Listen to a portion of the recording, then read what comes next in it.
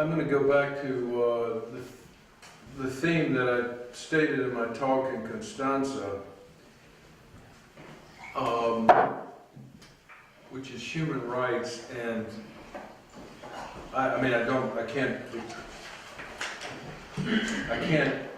explore all of that, but part of it I want to talk about. And the reason I want to talk about it is I think for traditional people, whatever that is, whatever tradition means, most of us are in some ways traditional people, see ourselves as part of a continuity. I think that we have to realize that in the modern world, and I don't mean anything technical, philosophical, I mean the world we live in now, today's world, contemporary world, the language of human rights is the language of the common man, common woman, common person. It's the language that I believe if we're going to reach ordinary people, if we're going to communicate what we think, we need to use that language. I use the analogy of something like a soccer match or baseball game. If Romania had a soccer match with the United States, and Romania's team does not show up, America's team wins. So it's the same thing. If people who have bad ideas use this language of human rights, and people like us, again, broadly traditional or whatever, however you want to say it, we don't fight for the meaning of those terms, they win. They control the understanding of those terms. And it's a high-stakes game, in my opinion, because I really think that unless we can win the struggle for the meaning of what human rights is, then, our ideas are going to lose in the contemporary world. So that's what I think. And I also think it's a miracle. It shows God's providence that we have such a strong, not perfect, but strong foundation we can use in an agreed modern articulation of human rights. I mean, we will talk about it. There's a lot of ways in which these terms are misused, but I'm not talking about the way in which they're misused. I'm talking about the fact that there was this kind of general consensus in the United Nations, which, again, I have plenty of criticisms of the United Nations, but they issued this thing called the Universal Declaration of Human Rights. Is it a perfect document? No. Would it be written the way that, I don't know, the Pope or the Ecumenical Patriarch or, somebody would write? No. But it's got a lot of good in it, and I think it has. I'm not going to get into this particular part of it, but I think what it ends up being is a list of rights. The underlying anthropology is not articulated, and I think we, all of us, can articulate that anthropology, and we can win, because I think this is a partial statement of truth. I think that this Universal Declaration has a lot of truth in it, and we just have to find a way to communicate it. But as an example, I mentioned in my talk, my first talk in Constanza, that the fundamental idea behind the Universal Declaration is stated, really, I think, in the first paragraph of the preamble, where I'll read it, whereas recognition of the inherent dignity and of the equal and inalienable rights of all members of the human family is the foundation of freedom, justice, and peace. That's the premise behind this document. If you are a member of the human family, you have inherent dignity, equal and inalienable, they say rights, but however you want to put it. There's something about you that is equal to everyone else, that cannot be ignored, and which is inherent in simply being a human being. Now, you might remember, I mentioned, because I'm a lawyer, so I think in legal lawyer terms, that this Universal Declaration, part of it was, well, it was put into 2 treaties. And one treaty that deals with civil and political rights, it's called the Covenant on Civil and Political Rights. And the reason that's significant is because a ratified treaty binds nations. Now this International Covenant on Civil and Political Rights has been ratified by almost every country in the world. So it's very widely, nations of the world have committed themselves to observing it. And for purposes of what I'm talking about today, of human rights and human beings, I'm just going to read you a little bit from one article. This is Article 6, and it says, every human being has the inherent right to life. This right shall be protected by law. No one shall be arbitrarily deprived of his life. And it goes on to talk about the death penalty and some other things, but that's the essential part, I think, of Article 6. Every human being has the inherent right to life. Now, remember, the reason that we have these documents is because of World War II. And World War II devastated Europe, but it devastated the whole globe.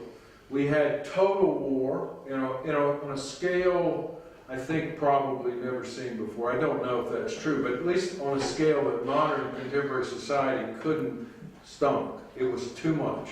There were the camps where people were placed and experimented on. There was genocide. There was intentional killing of civilians.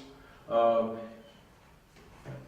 war is brutal and has atrocities, but there was something about World War II, 50 to 80 million dead, that the world formed the United Nations. They issued these documents. And the fundamental way they wanted to avoid a repetition of it was to recognize this inherent, equal dignity of every member of the human family. Of course, that should make us think back to World War II. And I don't know about all the other countries in the world, but I can speak to America. And in America, there's a kind of simplistic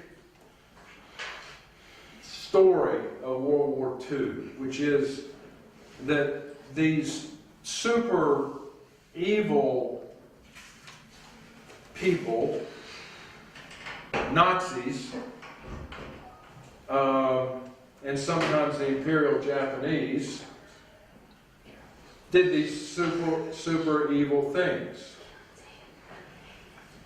But the reason that is such a simplified narrative that doesn't help anybody, because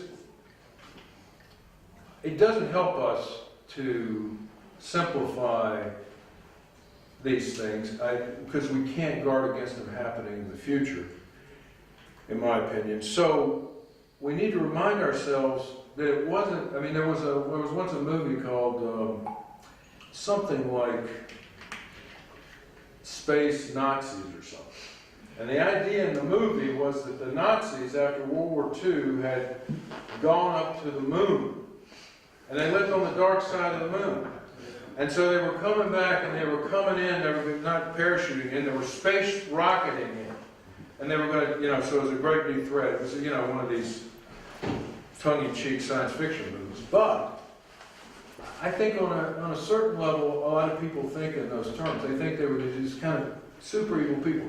In my opinion, that's not at all the case. There was super evil ideology, but not super evil people. If you look at Germany, and this may be a story you're well familiar with, but I think it's something we need to be familiar with and to repeat for other people. Germany had the world's leading medical establishment in the world, the first part of the last century. And before the Nazi Party existed, and before the Nazis came to power in Germany, or Adolf Hitler ever ran for office, there was a change in that medical establishment in which, instead of viewing all human life as equal, it was viewed that some human lives were not worth living. There was a famous book in 1920 called Permission to Destroy Life Unworthy of Life. And it was written by a jurist and by a psychiatrist. And the premise was, and you might think, gosh, well, that was hateful stuff. It was not presented as hateful stuff. It was presented as compassion. Compassion in this sense. These people, and it was usually about the severely mentally handicapped or physically handicapped, these people's life was not worth living for them. So we are helping them by alleviating them from this terrible existence that they have. If we grant some good faith to the people who wrote this, they weren't writing a hateful thing. They were looking at this and saying these lives are just not worth living, and that we want to help them. And it was, again, the Nazis took this over and they used it, but this was not initially written, I don't think, in a hateful tract. Okay, so what's going on in the world in that period of time in the 20s? There was a lot of what was called social Darwinism, and under that there was the theory of the racial hygiene and the racial germ and what distinguished one person from another, and one race from another. And this was seen as kind of purifying the German gene, or the German heredity. And that was very widespread in what was called progressivism in the time. And the idea, again, was we will help our society by weeding out, just like they do in a garden, we will weed out those things that if they reproduce, weaken the stock, the germ stock of the German people. Just like it was I find it, it's hard not to, it may be impossible not to mock it. I feel that way myself, but I don't think it was intended that way. The people who thought it actually thought they were helping the human race, or the German race, or the Romanian, or the American race, however they put it. So in this atmosphere of social Darwinism or social hygiene, the German medical establishment bought into this idea that some lives are not worthy of life. I have a friend who was the governor of Virginia, which is one of the states in the United States, and I have something of what he said once. He issued an apology, a public apology. This was in 2002. So the point I'm making here is this is not something that evil Nazis in Germany, okay? So in 2002, the governor of Virginia, one of our states, issued an apology. What was it for? It was for Virginia's campaign of forced sterilization.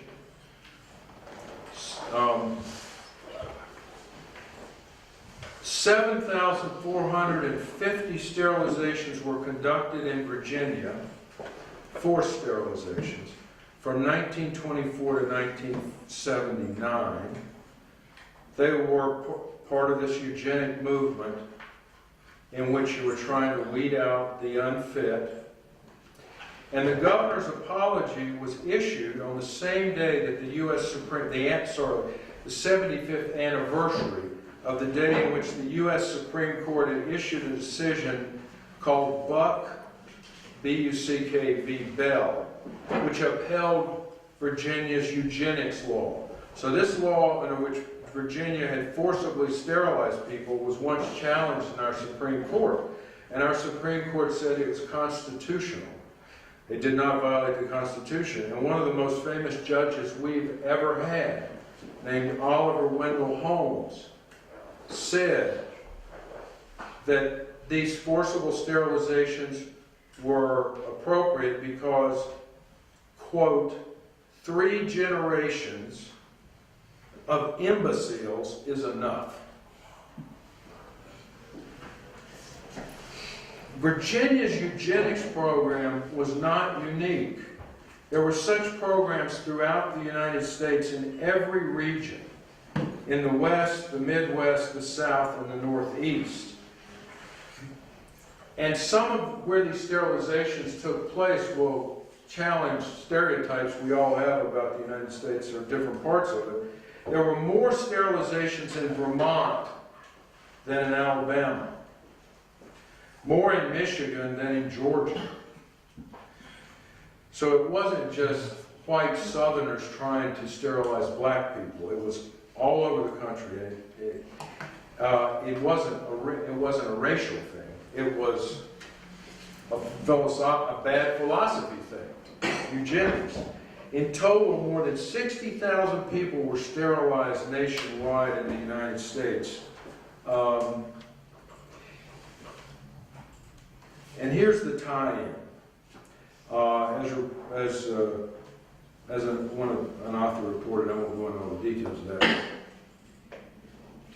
This author said, sadly, before Hitler, the United States led the world in forced sterilizations. It was the United States that provided the most important model for German sterilization laws.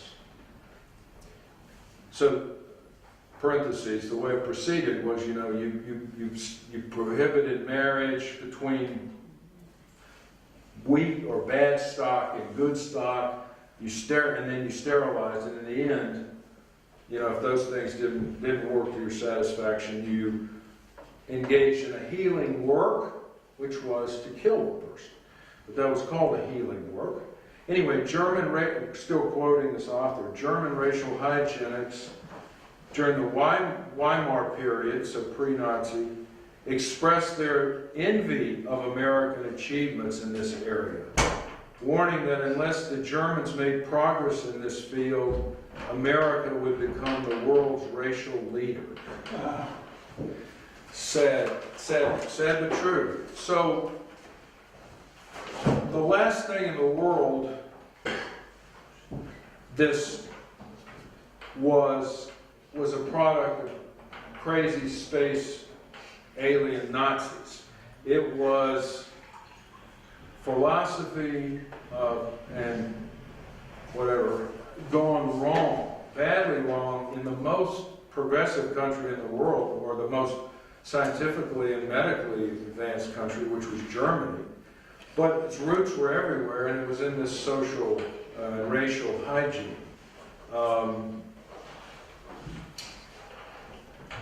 And in fact, the Nazis, we all deplore everything, we deplore what they did, but the fact is, and it's been documented, some of the experiments they did in concentration camps, where they, forced prisoners to undergo these experiments, some of them were designed to save lives. They were not designed to save the lives of the subject, of course, because that person was going to die. But it was going to save more people in the future. So you want to find a cure for some of these tropical diseases. You inject one of these prisoners with that toxin, and then you try various kinds of antitoxins and see if they work. If they don't work, you have, plenty more lives unworthy of life. I mean, and the Nazis, obviously, many of these doctors or scientists were cruel and vicious and except no doubt about it.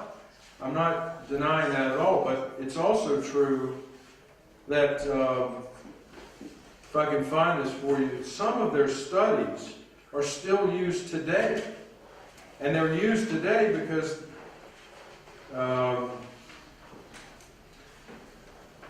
they had some, quote, scientific value.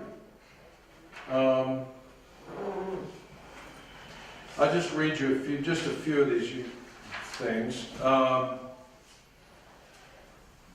The experiments, this is reading from a study. The experiments chronicled in the Nuremberg trials were carried out for various reasons. Physicians forced people to drink seawater to find out how long a man might survive without fresh water. At Dachau, Russian prisoners were immersed in icy water to see how long a pilot might survive if his plane crashed into the sea. Prisoners were placed in vacuum chambers to find out how the human body responds when pilots are forced to bail out at high altitudes.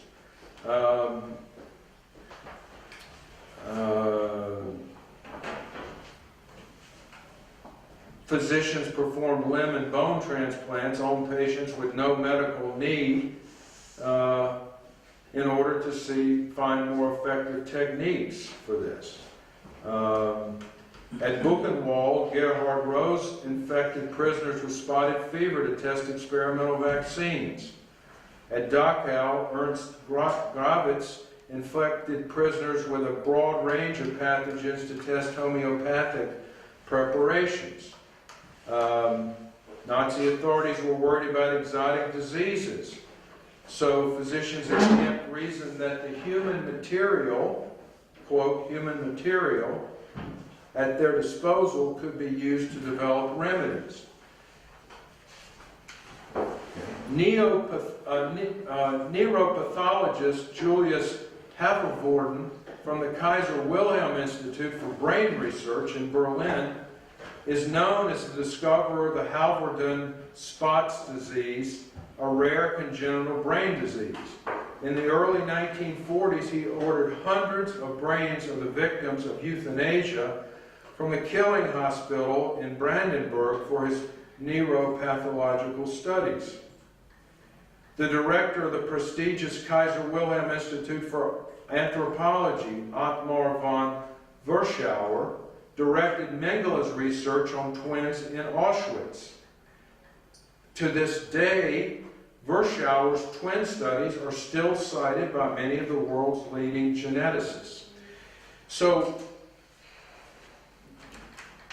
in some cases, these brutal, vicious, cruel experiments were conducted for a greater good.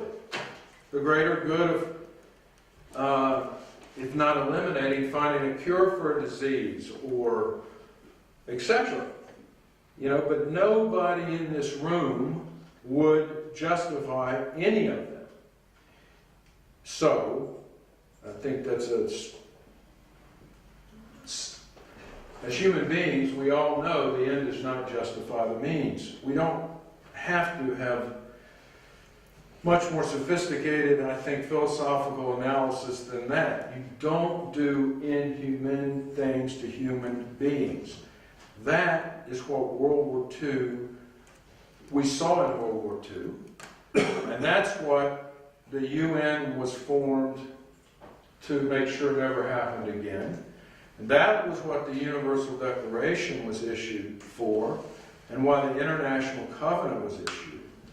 The lesson for us, I think, is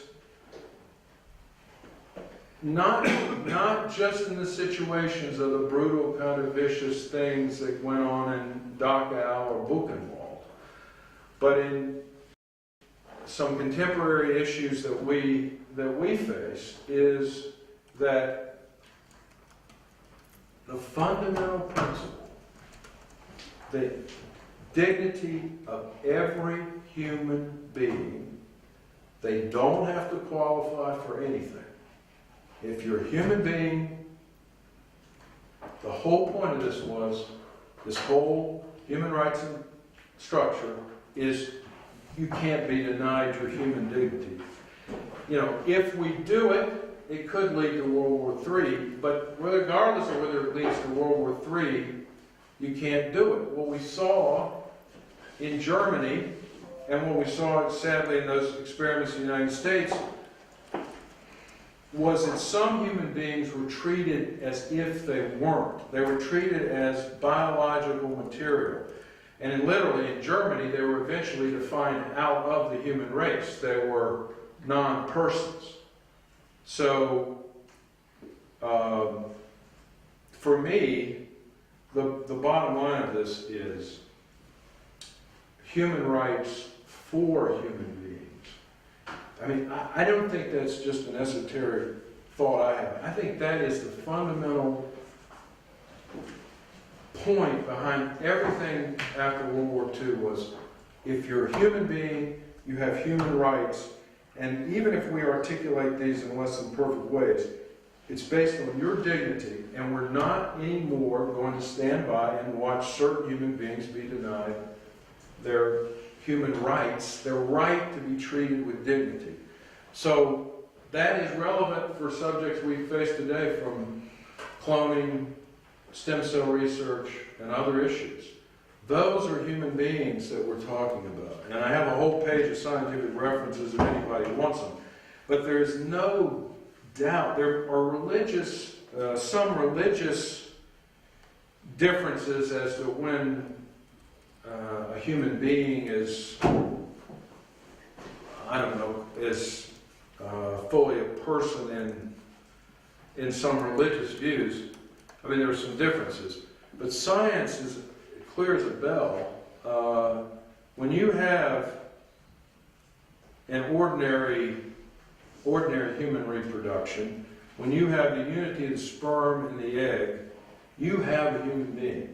And from that second forward, it's a human being who's growing and developing, just like we're all growing and developing, and some of us may be getting old, and some of us may not, and our days may be numbered, but everybody's days are numbered. So from the first moment you're a human being until your last moment you're a human being, and you live until you die. And once you have entered this human species, once you're a member of it, I think you're protected under the law and under human rights. But I think it's a pretty sound philosophical position too. Otherwise, we're defining out of the circle of legal protection and social protection some human beings. And what human beings are there? The ones that are defined out are always the weakest, the most defenseless. You're never, I live in Northwest D.C., which is the kind of rich, influential lawyers, big deals, government officials.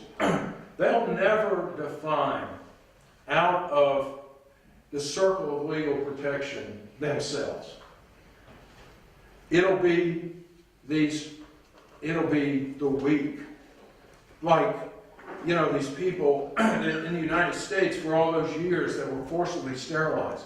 I guarantee you, it wasn't any rich, well-connected person's son or daughter who was sterilized. It was the marginalized. And I think even when we have something like the beginning, earliest human being, like the embryo, which doesn't seem like us, I think we have to realize it's just the most marginalized. It's the most defenseless. It's the weakest. you know, our principles don't mean much if we don't extend it to those kind of people. So, I think that's what I wanted to say. I don't know where Professor, here he is. We can talk about it, but that's what I think is behind the whole human rights issue. Thank you. Thank you, Professor William Saunders. I open the floor for the questions. Please. Thank you very much, Professor Bill, for your presentation, and really your presentation about human rights strikes me in the body core of my, my person, because that's one basic problem, big problem in my country. Human rights violations, extrajudicial killings. During the campaign, our president, Mr. President now, promised that he's going to kill all the drug addicts. He's going to Kill all the drug addicts. All? The drug addicts. kill all the drug All of addicts. Okay? If he has to kill 3,000 or 3 million Filipinos just to get rid of the country of illegal drugs, this is going to do it. And right after this election now, at the moment, we have almost 6,000 victims of extrajudicial killing. But the problem with that is that it's all these 6,000 who were killed either by vigilantes or by what they call legal police operation. They are all the poor people. You can hardly hear the rich or somebody who is influential who was executed or who got killed. So my first question is, yes, you have the rights there, but when it comes to protecting these rights, the rights of the marginalized, and there's another marginalized that you have mentioned in your presentation, the unborn. But the rights of the unborn may run counter to another right, and that would be the right of self-expression, for example, of the woman or of the mother, who will say that this is my body, and I can do anything with my body as an expression of my right to self-expression. And this fetus, or this whatever she may call it inside her womb, is part of my body, and therefore I can do anything with it, because that falls under or within my right to self-expression or self-determination. So, what are your thoughts? Yeah. Just your thoughts on this. Well, the first thing about protecting, again, there's a lot of criticisms that can be made about the whole human rights structure, which I share and sometimes make myself. The thing you have to have in addition to the recognition of these rights is the rule of law. And that means you have to, what the rule of law means is equality before the law of everybody.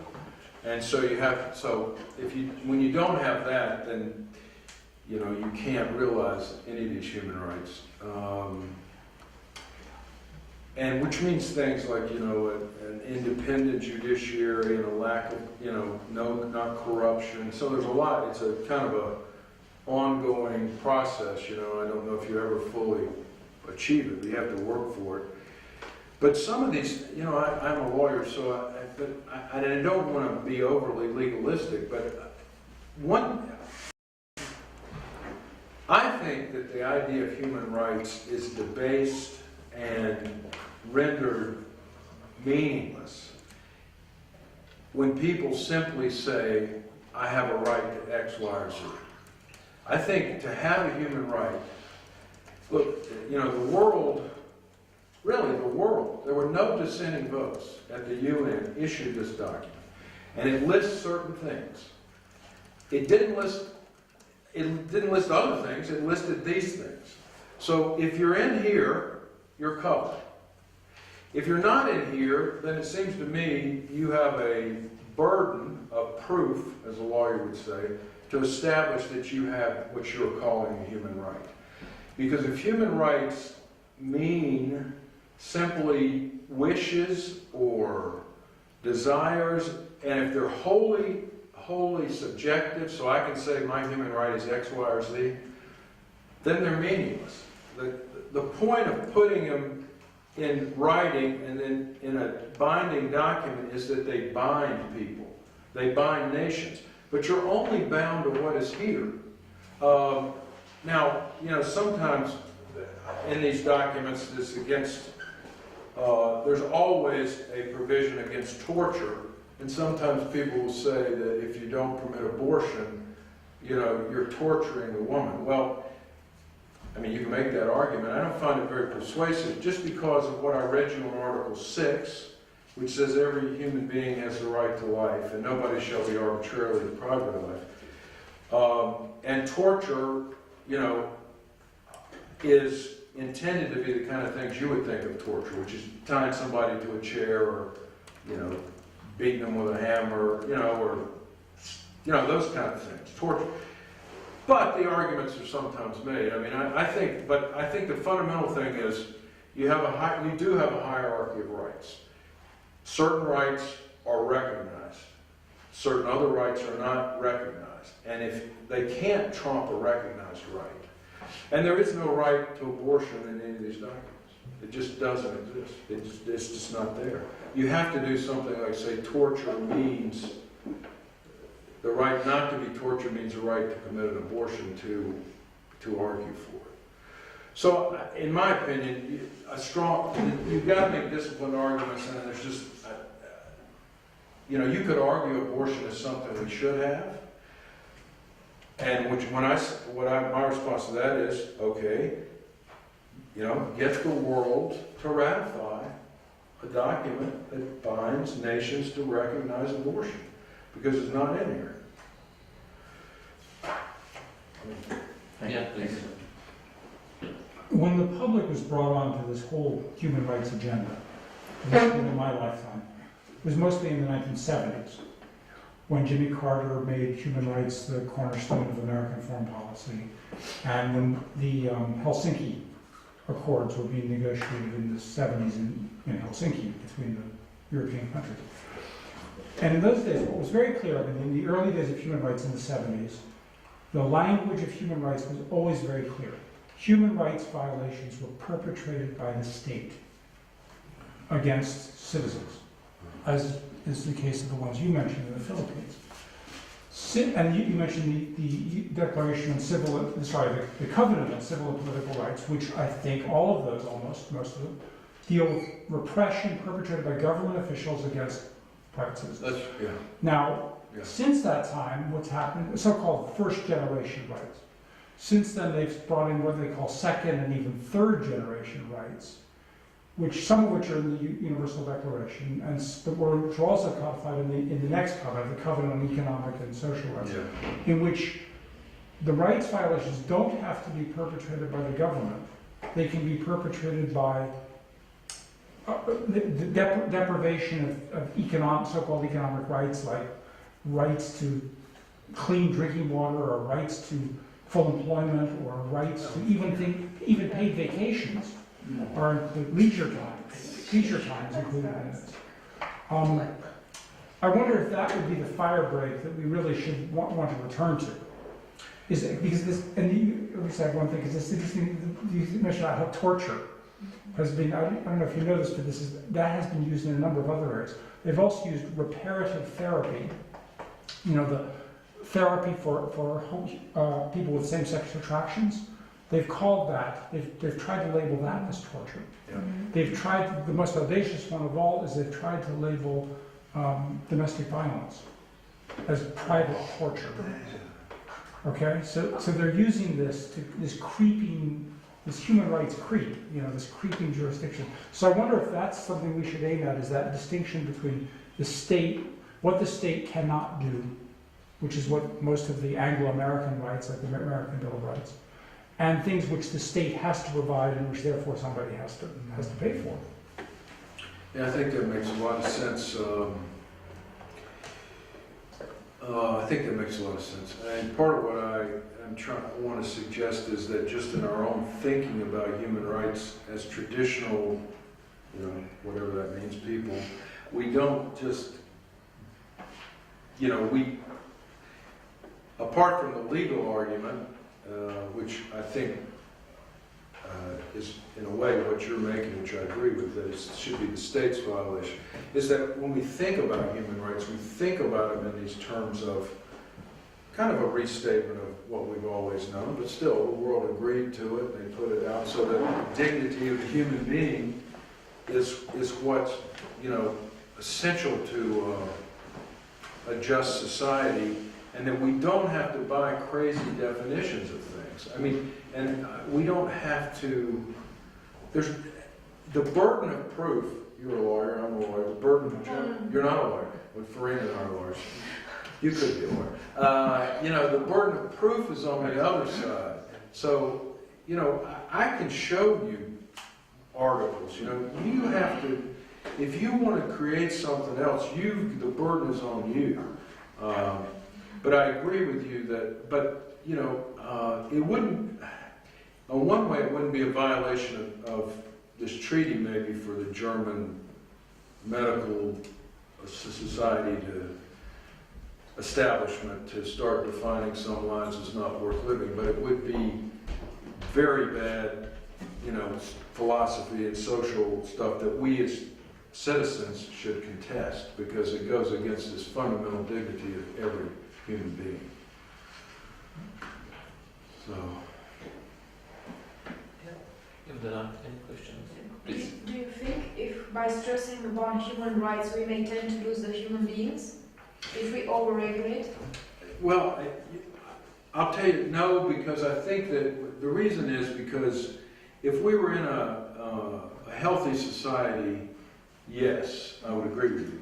But we're in a society where it's already overstressed by people who want to do bad, what I would frankly say are bad things that are not human rights, and we have to hit back. We have to struggle back with them. And I was thinking about your argument, Professor Cho wasn't here, but that argument, I think it doesn't work. That a woman has to self-determine the body, that she may do whatever she wants with her body. I think if I don't like my hand, I don't go and cut it because I don't like it. Maybe I will do a plastic surgery, but I won't self-mutilate because I don't like my hand. So I don't think it's the same case with a child. You shouldn't just eliminate what you don't like.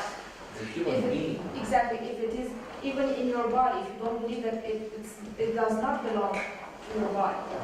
I mean, I think a good example of it, and would be very poignant to people, I think, in Central and Eastern Europe, is the idea that kind of, you're a human being here, but if you're over in another country, all of a sudden you're not a human. I mean, you're subject to lethal violence there, but not here. So that whether you're really a human being with rights and dignity depends on your location. So when you talk about the embryos and things like that, and people will say, well, they're not in the woman's body, they're in a laboratory. Well, that's a purely locational point. It's the same entity.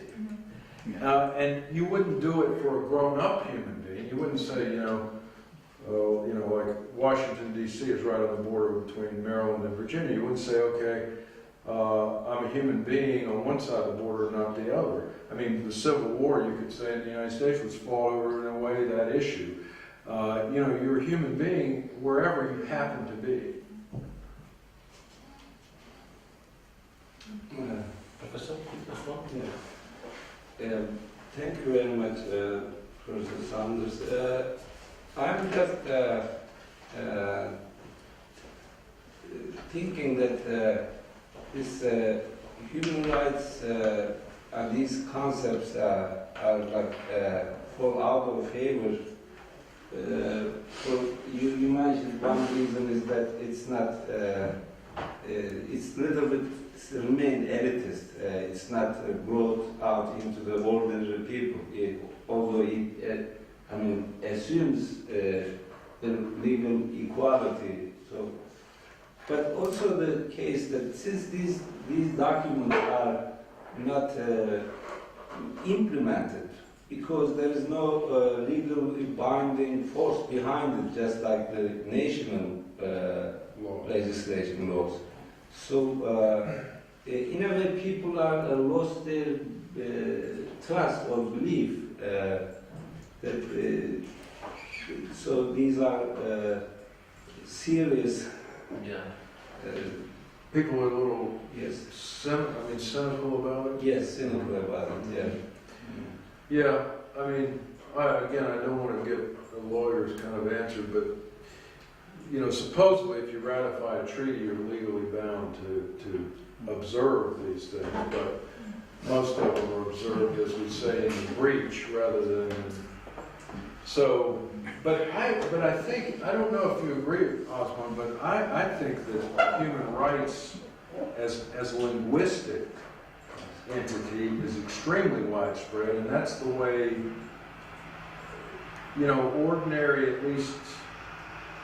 probably at least high school educated and beyond people, that's how they talk and think. They use the linguistic, and I'll say it's the lingua franca kind of thing. And so, isn't that pretty common? I imagine it is in Turkey, people. Yes. Well, there one time, I don't know whether DJ is still there. There was one time a class at last year of high school on this human rights.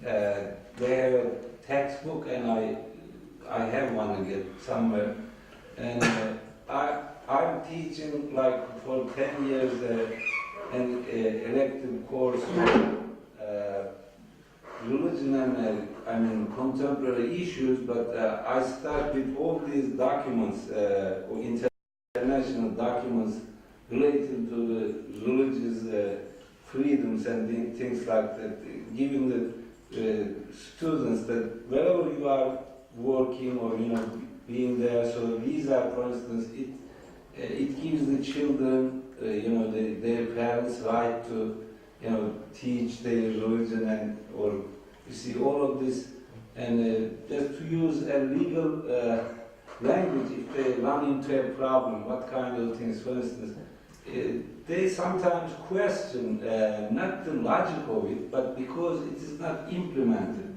And also what they question, for instance, is that children, according to these documents, have the same rights, for instance, when it comes to the communication. Okay? So a parent cannot just, go through their text and The Convention on the Rights of the Child, Yeah. we're Yes. talking about. Yes, and I'm showing them the difficulties this creates. You see, I want to discipline and control and support for reasons that I don't want him to be alone like at 13 years old and give him a telephone. And then, so in the evening, if he goes to the courts and say, well, my dad, just Violating my rights. violated my rights, Yeah. and there are many issues.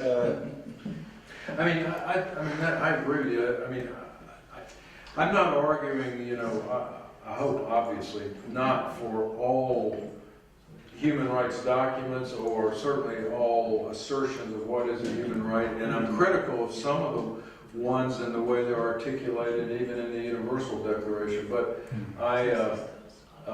so that example you pointed out is just, it is ridiculous, and it makes, but, it's amazing because almost every country in the world has ratified that treaty, except the USA.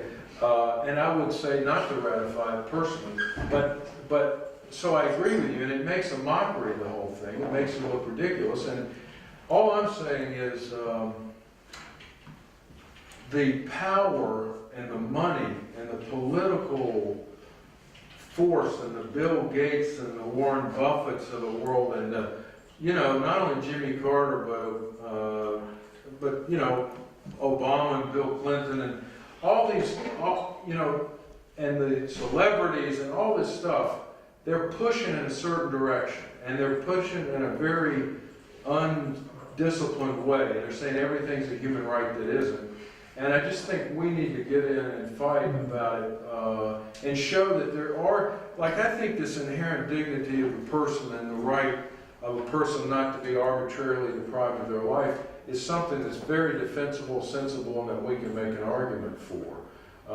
We can contrast it to some of these others and say, well, that's a nonsensical, I quote, human right.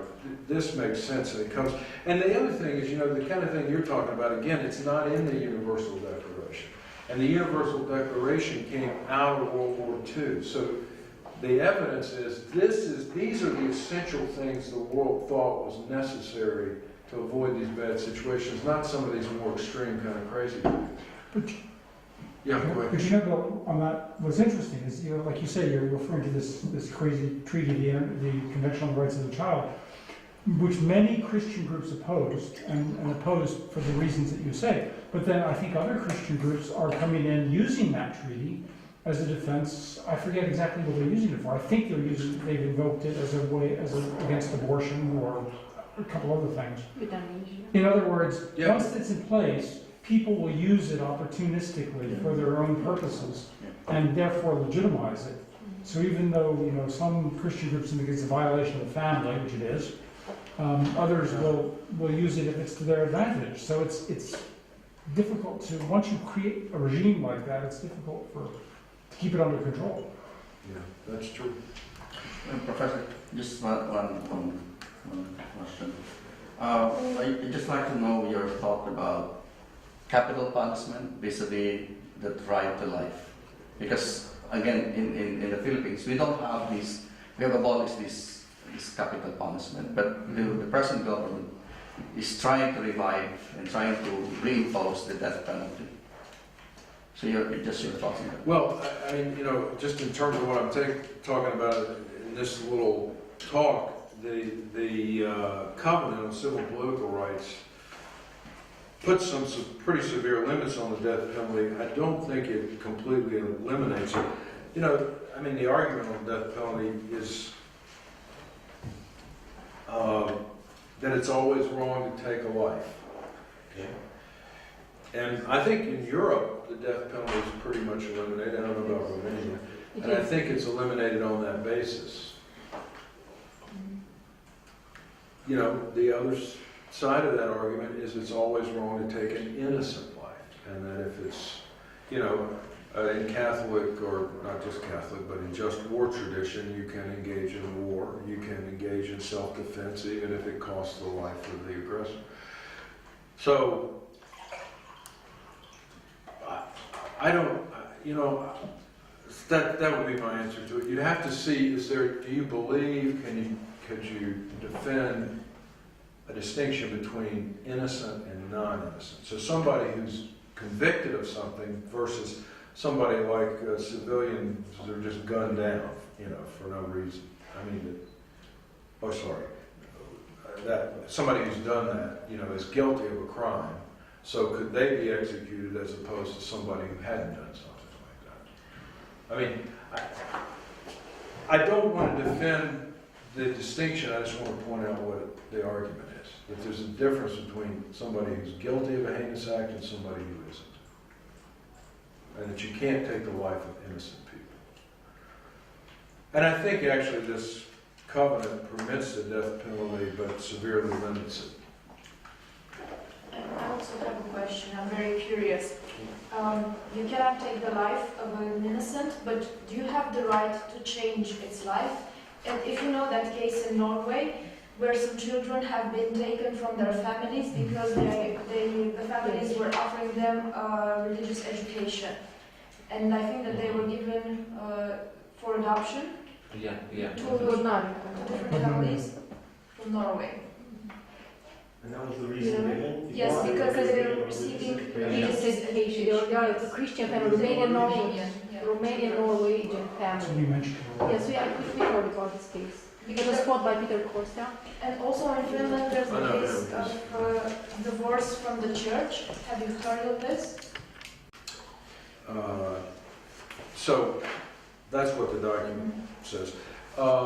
But you asked me, the first one you asked me about was, The children that have been taken away from their families because they were receiving religious education. yes, I think that is, in my opinion, a clear violation of this covenant and of the declaration, because one of the fundamental things protected is the right of parents to determine the moral and religious upbringing of their children, and the right to establish any institutions to do that if necessary. I mean, so I think if you eliminated homeschooling, stuff like that, you would violate this covenant. I think it's clear. It's pretty, yeah, it's clear.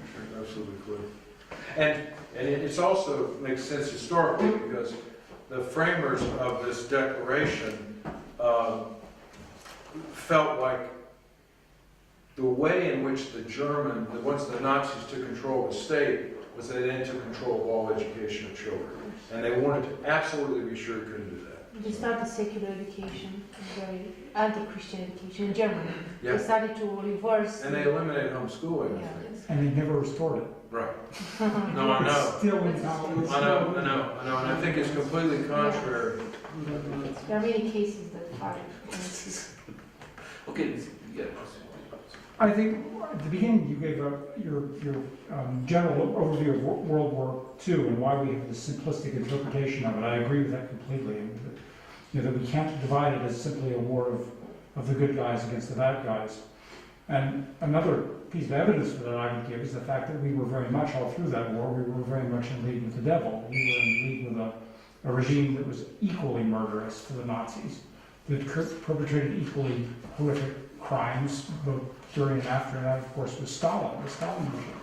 And the Stalin regime was very much part of that post-war settlement. When they created the United Nations, the UN Declaration, the Nuremberg trials, I mean, we overlooked horrible atrocities.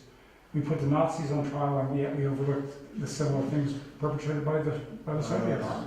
But the thing that John Farina was whispering there is, the U.S. committed some pretty bad atrocities too, and we didn't judge ourselves either. And I mean, bombing civilian populations and stuff like that. But anyway, I think you're right.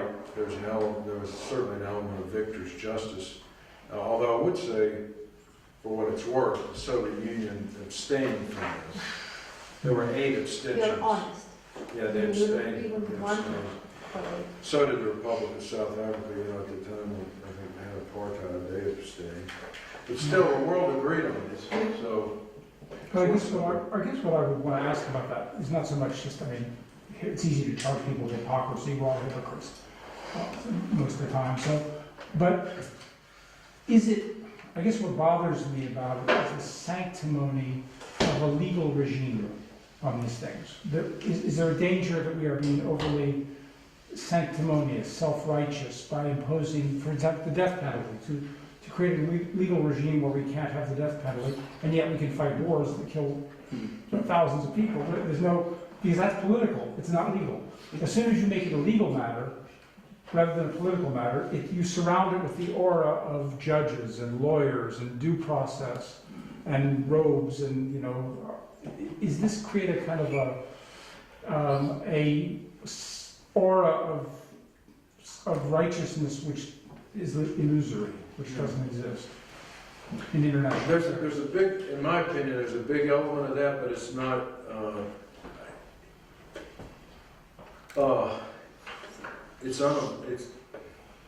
I would say unavoidable.